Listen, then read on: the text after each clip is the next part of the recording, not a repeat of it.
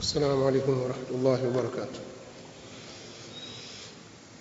الحمد لله رب العالمين، والصلاة والسلام على أشرف الأنبياء والمرسلين نبينا محمد وعلى آله وصحابته أجمعين والتابعين لهم بإحسان إلى يوم الدين وسلم تسليما كثيرا. أما بعد، hii ni majlisi ya 7 leo, lailatul sabt, yani usiku wa kuamkia Jumamosi wa tarehe 10 ya mwezi Muharram, yani mfungo 4 katika mwaka wa 1442 min alhijrati nabawiyya, ambayo ni sawa na usiku wa tarehe 25 wa mwezi wa 8 mwaka 2020, tukiwa tumekusanyika tena mahali hapa kwa ajili ya kukamilisha majalisi zetu hizi za kihistoria zikielezea juu ya tukio la mauaji ya mjukuu wa Mtume Muhammad sallallahu alayhi wa alihi wasallam. Kwa wale walionifuatilia tangu mwanzo mpaka kufikia majlisi ya jana, ninaamini kwamba wamefungukiwa na jambo hili, na pengine kama kulikuwa kuna utata katika fikra zao, basi utata ule umeondoka, na pengine kama wale ambao walikuwa hawajui kabisa, wasikia tu, basi pengine umepata cha kujifunza kutokana na mtiririko huu ambao tumeuleta. Leo tutahitimisha majlisi hii kwa kueleza kwa mukhtasar, kukumbusha yale ambayo tulishaeleza, alafu na mingineo ya ziada. Inge tukachukua kiasi cha nusu saa hivi, alafu tukatoa fursa insha Allah kwa ajili ya maswali, au pengine mpaka wakati wa adhana, kisha baada ya adhana tukatoa fursa ya maswali. Tumefahamu katika majlisi zilizopita kwamba mji wa Kufa wakazi wake wengi walikuwa ni Shia,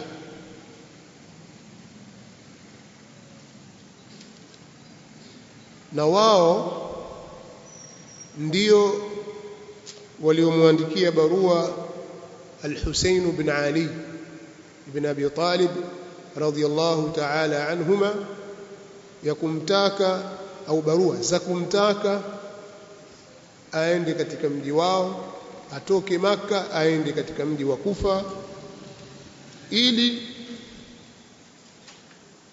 awe kiongozi kwao, kwa madai ya kwamba wao hawamtaki Yazid bin Muawiya.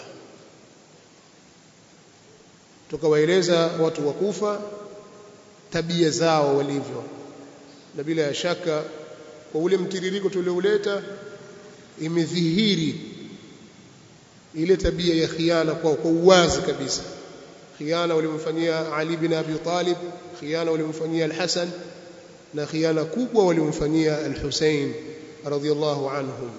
Kwa hiyo kama vitabu vimeandika kwamba hawa wana tabia mbaya, basi maneno ya kwenye vitabu yamesadikiwa na matendo walioyafanya.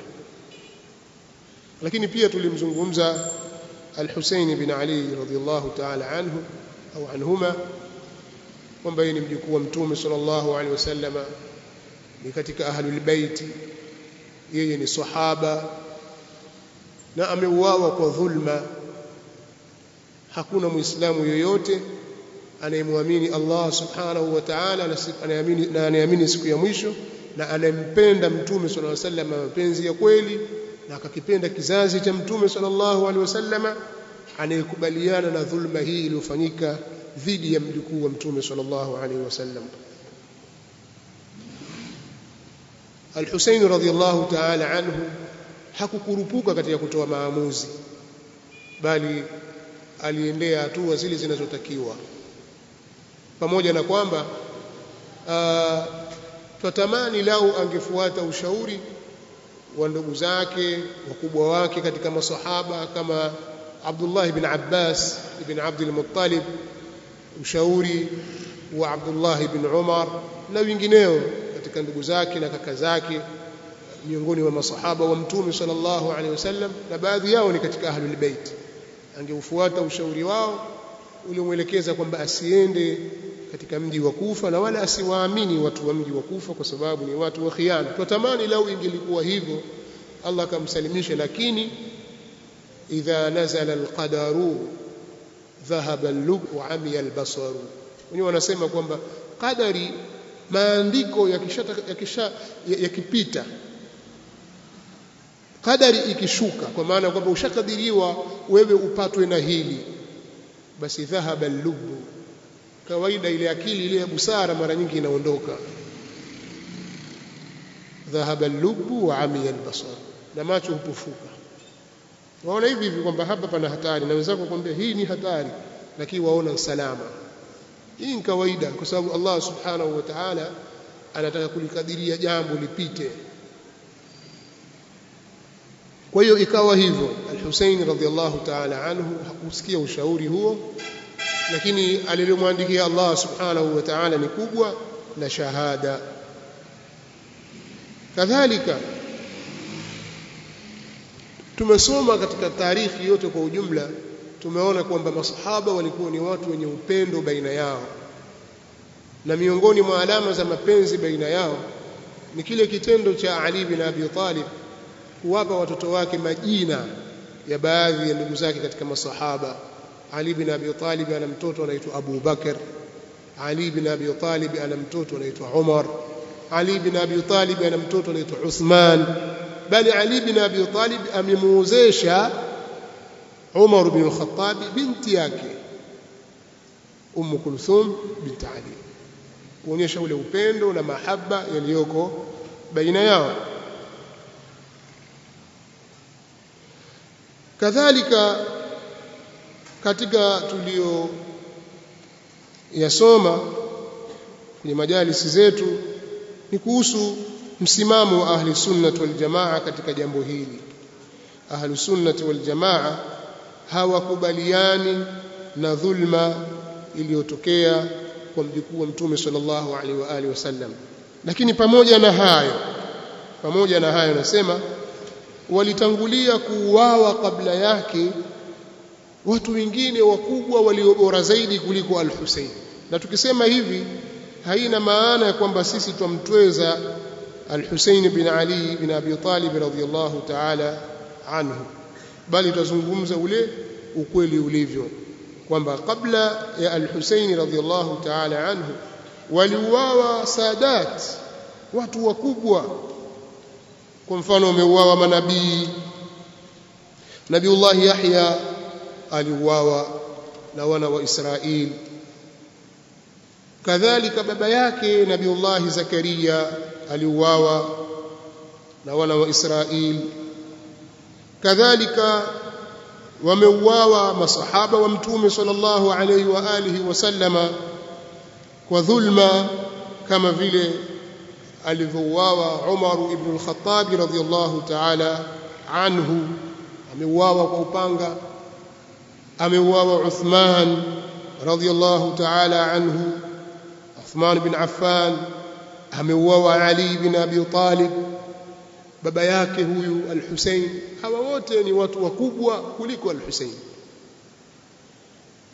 Ameuawa Nabiullah Zakaria na mwanawe Yahya, kama anavyoeleza Allah subhanahu wa ta'ala katika suratul Maida, wasema laqad akhadhna mithaqa bani Israila wa arsalna ilayhim rusula kullama ja'ahum rasulun bima la tahwa anfusuhum fariqan kadhabu wa fariqan yaqtulun. hakika wallahi tumechukua sisi ahadi madhubuti kwa wana wa Israeli na tumepeleka kwa wao mitume wengi, lakini kila anapowajia wao mtume na lile ambalo hazipendi nafsi zao, kundi moja katika mitume wanalikadhibisha na kundi jingine wanaliua. Walikuwa wakiua anbiya. Ukisoma katika Qur'ani na Sunna na akhbari mbalimbali utaona mitume katika Bani Israila waliouawa. Kadhalika wameuawa masahaba wa Mtume sallallahu alaihi wasallam kama nilivyoeleza. Ameuawa Umar na Abu Lu'lu al-Majusi, Mwirani mmoja, Mmajusi mmoja alikuja akamuua Umar msikitini ndani ya swala. Ameuawa Uthman يوم الدار nyumbani kwake.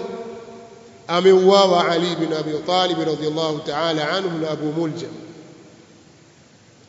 amemuua. Sasa kuuawa kwa watu hawa pamoja na ubora wao na ukubwa wao haifai kwa Muislamu kuhusisha maombolezo maalumu ya kila mwaka. Kwa mfano watu weka maombolezo ya Hussein kwamba kauliwa kwa dhulma, mwingine ona tutaweka maombolezo ya kuuliwa Ali kwa sababu Ali bora kuliko al-Hussein, kwa hiyo tutaweka maombolezo ya Ali. Ikawa wiki nzima watu wanaomboleza kwa kuuawa Ali. Hili jambo katika Uislamu halipo.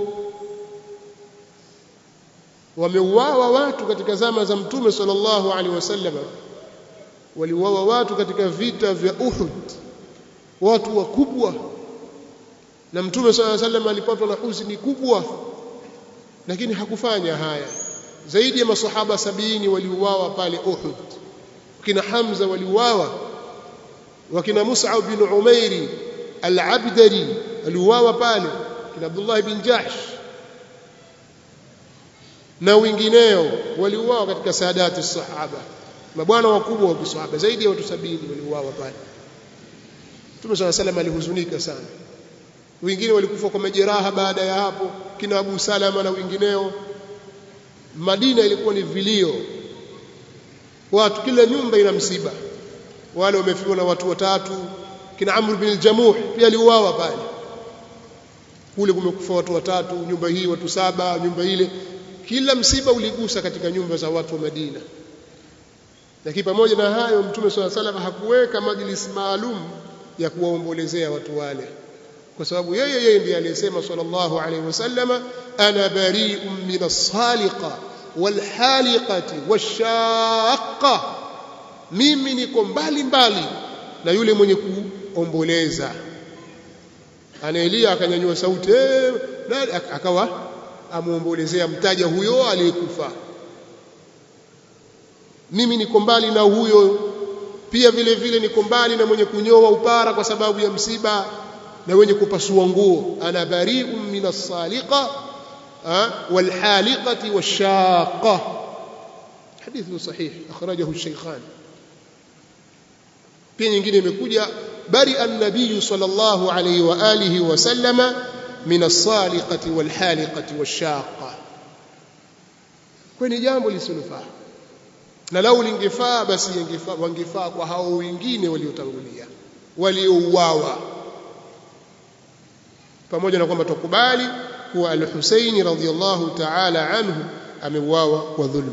Sheikhul Islam Ibn Taymiyyah ana maneno mazuri kabisa ameyasema katika kitabu, amenukuliwa katika kitabu Majmu'ul Fatawa juzu ya 4 ukurasa wa 511.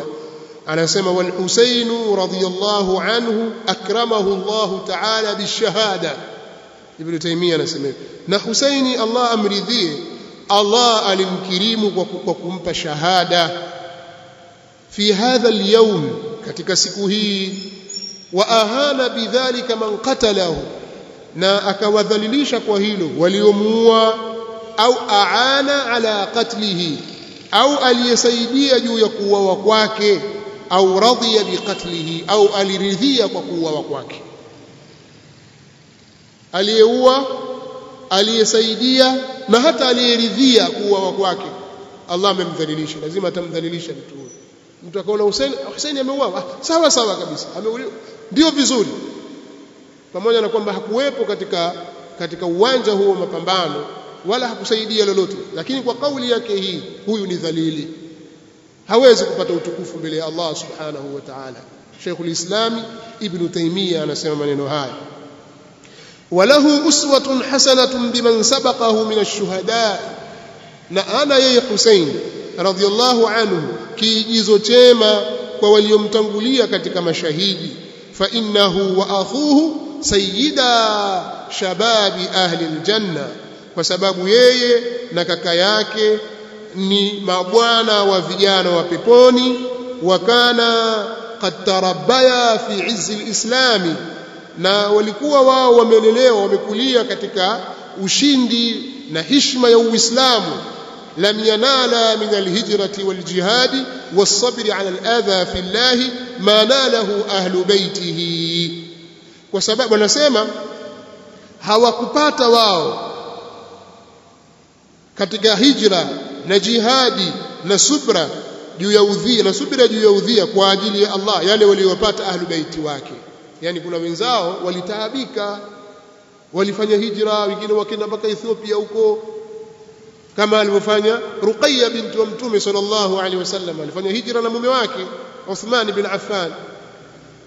Hii ni mtu kuhama na kuukimbia mji wako kwenda huko mbali kwa watu msiojuana nao, watu msiofahamiana lugha, maana wametoka bara Arabu wamekwenda Uhabeshi. Ni adha wameipata kwa sababu ya dini ya Allah subhanahu wa ta'ala. Wakati huo kina al-Husaini hawajazaliwa.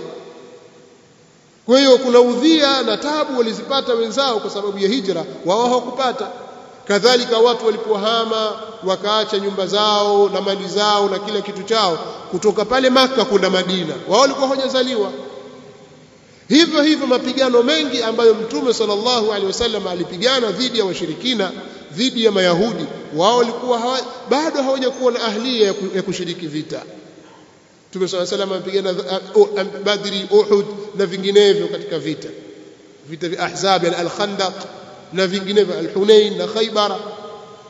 Vyote hivyo Mtume sallallahu alaihi wasallam amepigana, na vita vya mbali kama Tabuk wao walikuwa bado hawajakuwa na ahlia kuhudhuria katika vita. Na kuna watu waliteswa, kina Bilal, kina Ammar bin Yasir na wengineo, wao walikuwa bado. Sasa Allah subhanahu wa ta'ala alitaka kuwakirimu yeye, fa akramahum Allah ta'ala bishahada, Allah akawakirimu wao kwa kuwapa shahada, takmilan likaramatihima, kwa ajili ya kukamilisha utukufu wao, wa raf'an lidarajatihima, na kwa ajili ya kuzinyanyua daraja zao. Wa qatluhu musibatun adhimatun, Sheikhul Islam anasema kuuawa kwake al-Husayn ni msiba mkubwa. Kwa hiyo hilo twalifahamu na limefahamika kwetu. Kitu kingine ambacho ni kama utanabahisho ni kuhusiana na baada ya kuuawa Husayn, kuna watu wanasema kichwa cha Husaini kilichukuliwa kikapelekwa Sham, huko alipo Yazid bin Muawiya.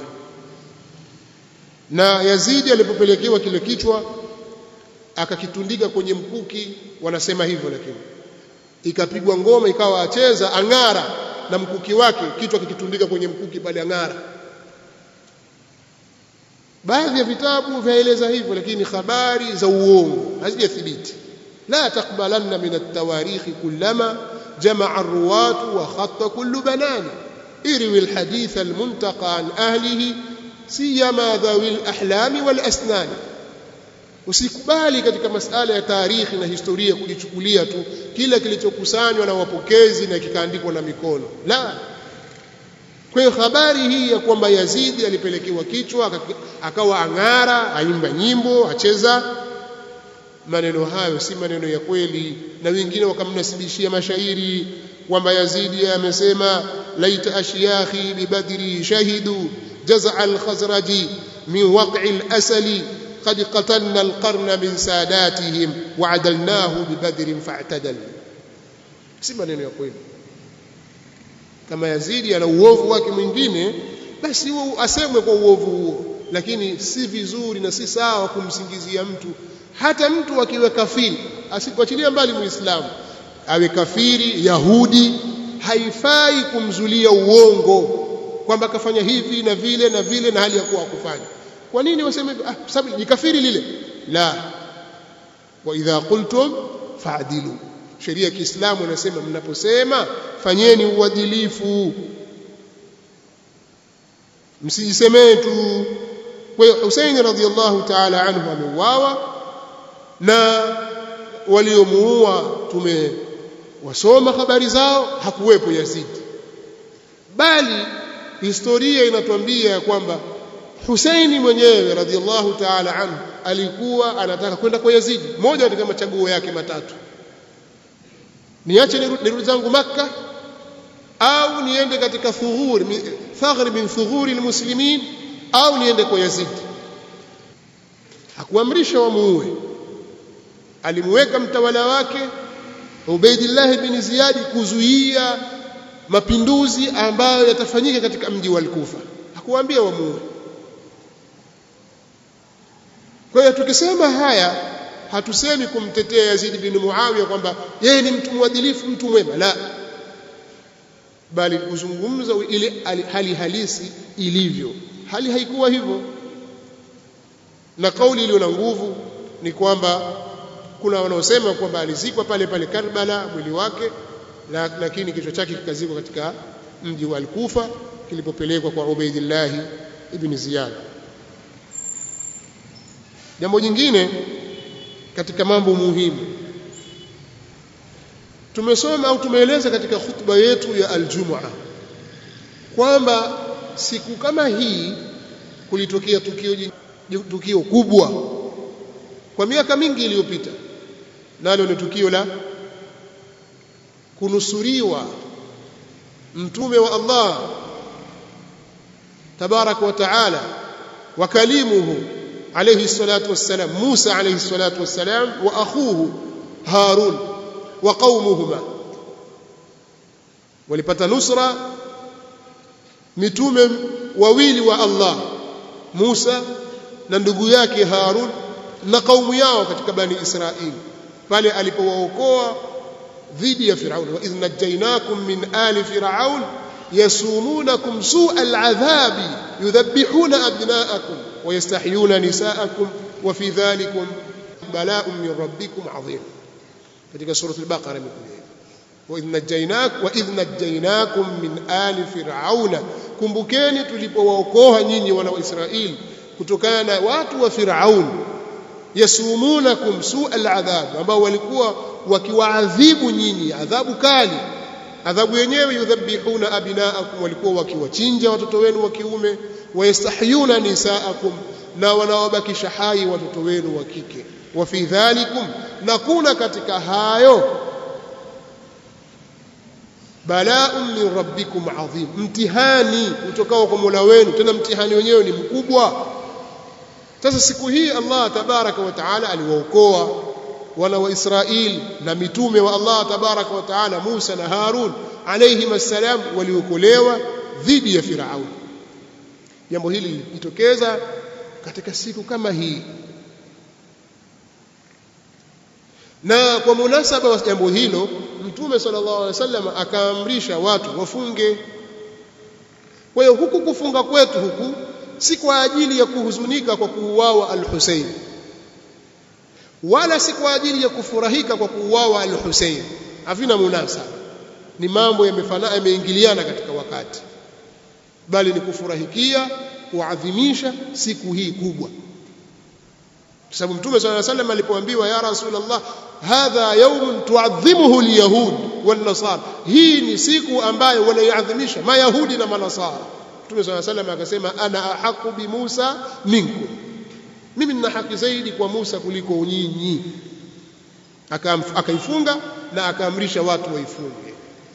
Sasa katika munasaba wa hili nataka nisome maelezo kidogo yamo kwenye kitabu hiki cha mshia mmoja anaitwa Dr. Muhammad Tijani Samawi. Huyu bwana ameandika vitabu vyake 4 mfululizo, na vyote hivi vimefanywa tarjama kwa Kiswahili. Niko navyo vya Kiswahili vyake, lakini nimekuja vya Kiarabu.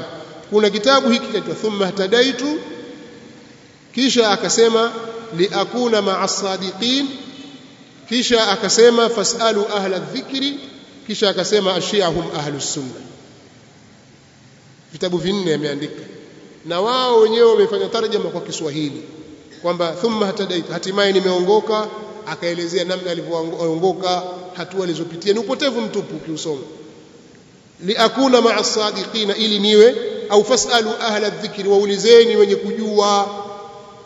Pia kimefanya tarjama kwa Kiswahili, liakuna ma'a as-sadiqina, ili niwe pamoja na wakweli. Na hapa ashia hum ahlus sunna, shia wao ndio ahlus sunna wa kweli. Kusema ahlus sunna, basi ahlus sunna yenyewe ni shia. Tangu lini shia wakawa ahlus sunna? Sasa anasema hivi katika ukurasa wa 301. Hii ni chapa ya wapi? Hii ni chapa ya 5 ya mwaka 1422 Hijiria, yani miaka 20 iliyopita. Imechapishwa mwaka 2000, imechapishwa Qum, Iran. Anasema hivi, wa yatabayanu lana aidan, na inatubainikia sisi vile vile, bi anna ahla sunnati wal jamaa yahtafiluna bi yawmi ashura liannahum ittaba'u sunnata Yazid ibn Muawiyah wa bani Umayyah fi ihtifalihim bidhalika al-yawm. Anasema na inatubainikia sisi vile vile kwamba ahlus sunnati wal jamaa kusherehekea siku ya Ashura kwa sababu wao wanafuata sunna ya Yazid bin Muawiya. Hawafuati sunna ya Mtume sallallahu alaihi wasallam, wanafuata sunna ya Yazid bin Muawiya na sunna ya Bani Umayya katika kusherehekea kwao siku hiyo. Liannahum, kwa sababu wao, intasaru fihi ala al-Husayn, wameshinda dhidi ya Husayn. Kwa sisi tukifunga tusherehekea kwamba tumeshinda dhidi ya Husayn, tumemshinda Husayn. Wa ahmadu thawratahu allati kanat tuhaddidu kiyanahum, na wameyazima mapinduzi yake ambayo yalikuwa yanatishia ule undani wao, ile dola yao. Waqata'u bidhalika dabira ash-shaghabi ala haddi za'mihim, na wakakata kwa hilo mzizi wa fujo kwa madai yao. Anaendelea, والتاريخ يحدثنا بأن يزيد وبني أمية احتفلوا بذلك اليوم احتفالا كبيرا حتى وصل إليهم رأس الحسين وسبايا أهل البيت ففرحوا بذلك وشمتوا برسول الله صلى الله عليه وسلم وقالوا في ذلك أشعارا.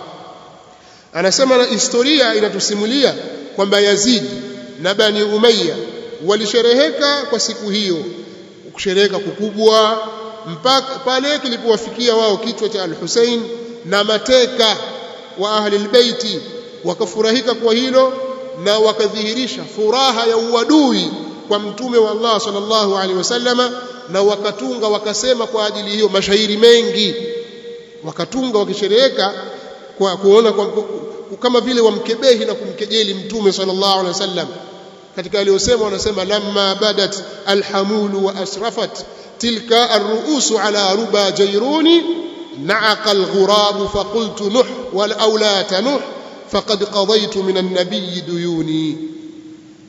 Kwamba eti Yazidi pia alisema wakati walipodhihiri haongamia na vikatokeza juu vichwa katika vichuguu vya Jayrun, alilia kurabu, kunguru alilia. Tukamwambia omboleza au siomboleze, faqad qadaytu minan nabiy duyuni, nishamlipa mtume sallallahu alaihi wasallam madeni yangu. Yesu kawaua wazee wangu kule katika wazee wa kishirikina, na mimi namlipa leo. Wanasema kwamba eti Yazidi alifanya hivyo, huwa kadhibun, ni uongo. Anaendelea sema, wataqarraba ilayhim ulama'u as-su'i min ahli sunnah wal jamaa. Angalia anapokosa adabu, anasema na wakajikurubisha kwao wanawachuoni waovu wa ahli sunnah wal jamaa, fawada'u lahum ahaditha fi fadli dhalika al-yawm, wakawatungia wao hadithi kuhusu fadhila za siku hiyo. Kwamba kuna watu katika wanawachuoni wa ahli sunna kwa makusudi wakaamua kujipendekeza kwa Yazidi na Bani Umayya, wakaanza kutunga majihadithi zikitaja fadhila za siku ya Ashura. wanasema wa anna ashura huwa al-yawm alladhi taba Allah fihi ala Adam, wakatunga hadithi kwamba siku ya Ashura ndio siku ambayo Allah alimkubalia toba Adam.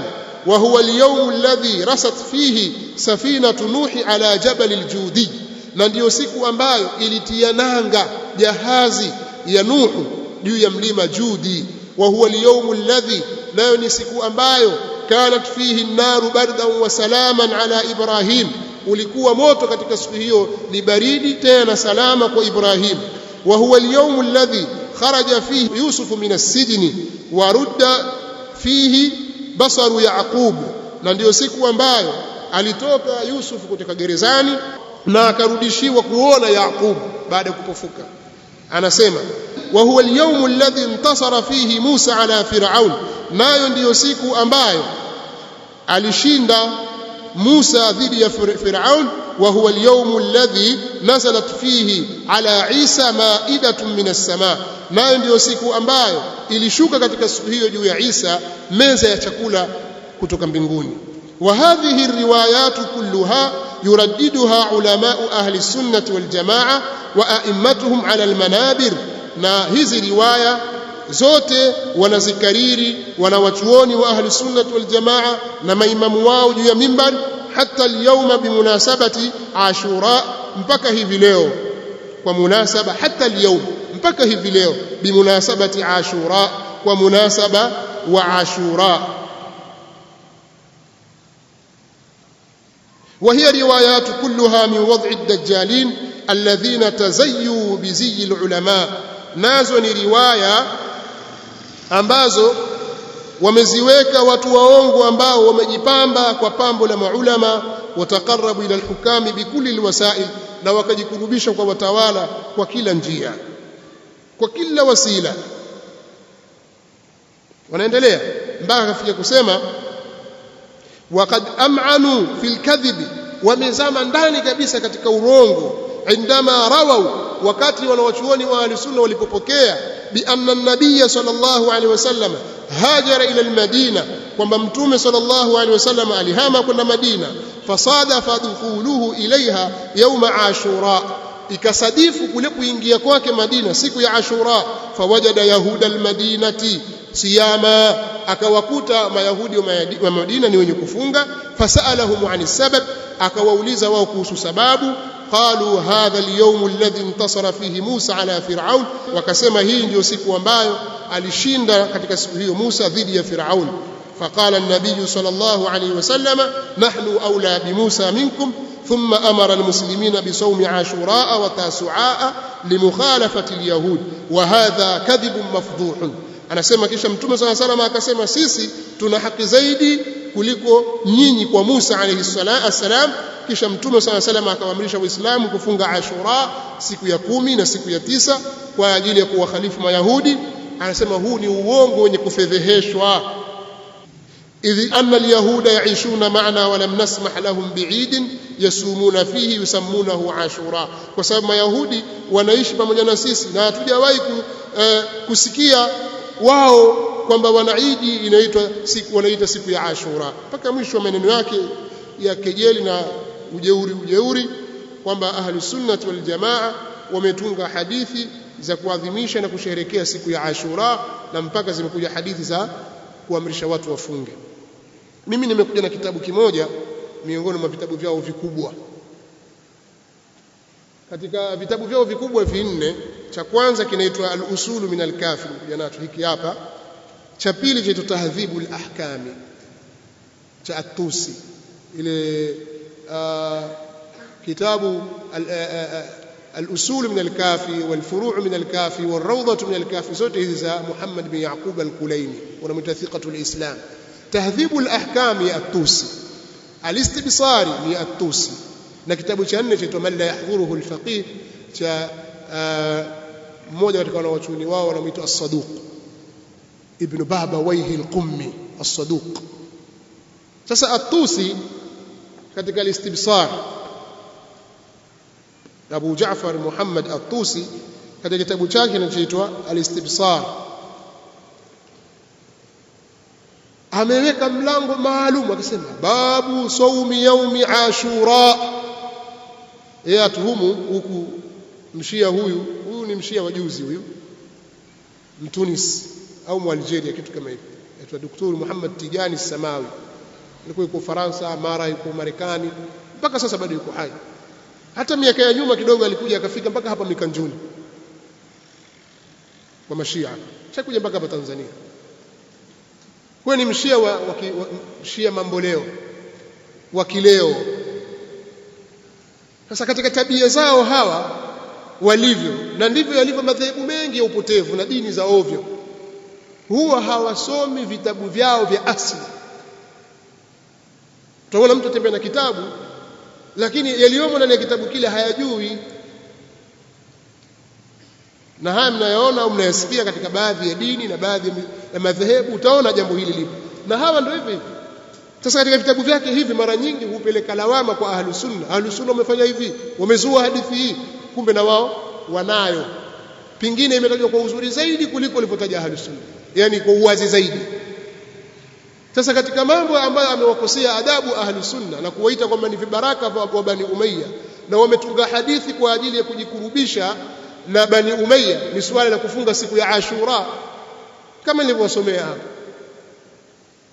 Lakini wakati huo huo hajui kwamba hayo anayosema nayo ahlus sunna na hizo hadithi wanazitaja ahlus sunna zimo ndani ya vitabu vyao. Hadithi hii iko katika Tahdhibul Ahkam na pia vile vile imo katika kitabu kinachoitwa Al-Istibsar. Hiki hapa kiko mbele yangu. Huyu At-Tusi anasema babu saumi yaumi Ashura, huu ni mlango wa kufunga siku ya Ashura. akataja sanadi, hadathana Ali ibn al-Hasan ibn Faddal an Harun ibn Muslim an Mas'ada ibn Sadaqa an Abi Abdullah alayhi salam. wakisema Abu Abdullah anakusudia Ja'far as-Sadiq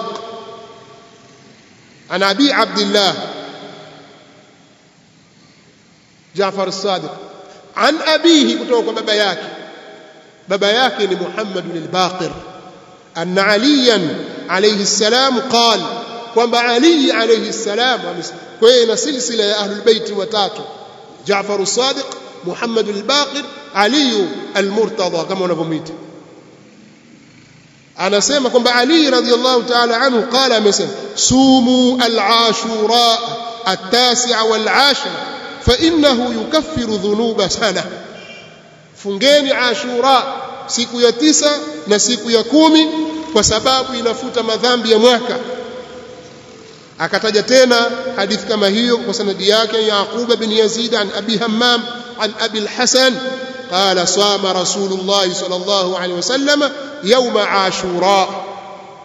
Asema amefunga, Ali bin Abi Talib anasema hivi, amefunga Mtume sallallahu alaihi wasallam siku ya Ashura.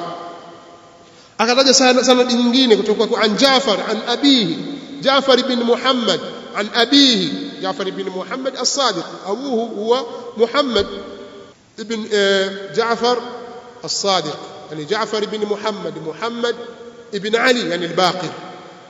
Anasema al-Baqir siyamu yaumi Ashura kafaratu sana, kufunga siku ya Ashura ni kafara ya mwaka, yani ufutiwa madhambi.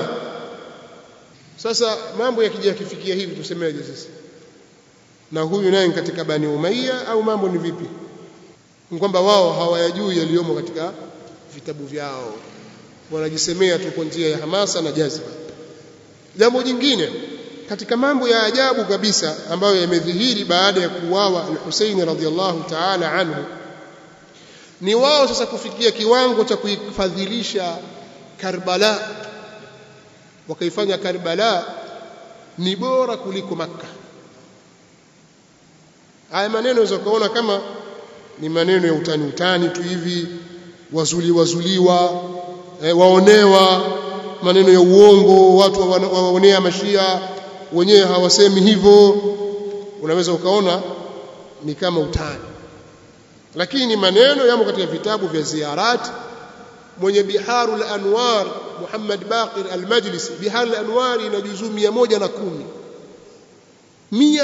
Muhammad Baqir al-Majlisi kaandika juzuu 110, kakusanya vitabu vile vikubwa vinne na vinane, na kishia na vitabu vyao vinne alafu vinane na vinginevyo vyote kavikusanya katika kitabu na kaingiza na rai zake mule, katoka mjeledi 110. Mimi niko nacho hicho kitabu kwenye kitabu cha ziara. Wanaeleza ya kwamba atakayefanyia ziara kabri ya Husaini, Allah subhanahu wa ta'ala, man zara al-Husain alayhi salam kataba Allahu lahu 80 hajja mabrura. Atakayemzuru al-Husain, Allah subhanahu wa ta'ala atamfanyia, atamwandikia yeye hija 80, hija zenye kukubaliwa, kuna kuzuru kaburi ya Husaini huko Karbala. Katika riwaya nyingine ya Abu Abdullah kama wanavyosema wanamzulia, man ata qabra al-Husaini arifan bihaqqi, yoyote atakayeliendea kaburi la Husaini hali ya kuwa ni mwenye kujua haki ya Husaini, kana kaman hajja 100 hajja, anakuwa ni sawa na mtu aliyehiji hija 100. Bali kuna baadhi ya riwaya ambazo wao wanazitaja kwamba siku moja zilijifakharisha ardhi mbili, ardhi ya Makka na ardhi ya Karbala. Mimi bora. Makka yasema mimi bora, Karbala yasema mimi bora. Karbala ikaishinda Makka kwa hoja, kataja hoja mpaka Makka ikashinda. Na katika mambo ambayo wameyazua kwa sababu ya huko kuzidiwa Makka kwa fadhila, wakazua masala ya turba al-Husainiyya, at-turba al-Husainiyya, yani kidongo cha Husaini. Ikawa wao sasa wenyewe wanapotaka kuswali ukiweka mbele kidongo pale, kidongo cha Karbala, alafu wanasujudu juu yake. Wajua Mtume sallallahu alaihi wasallam kusujudi kwenye busati ni uongo. Hizo ni kauli za kutaka kuchenga chenga tu, kwamba wajua tutasujudu kwenye udongo kwa sababu Mtume sallallahu alaihi wasallam hakusujudi kwenye busati, hakusujudi kwenye mkeka, alikuwa sujudi kwenye ardhi.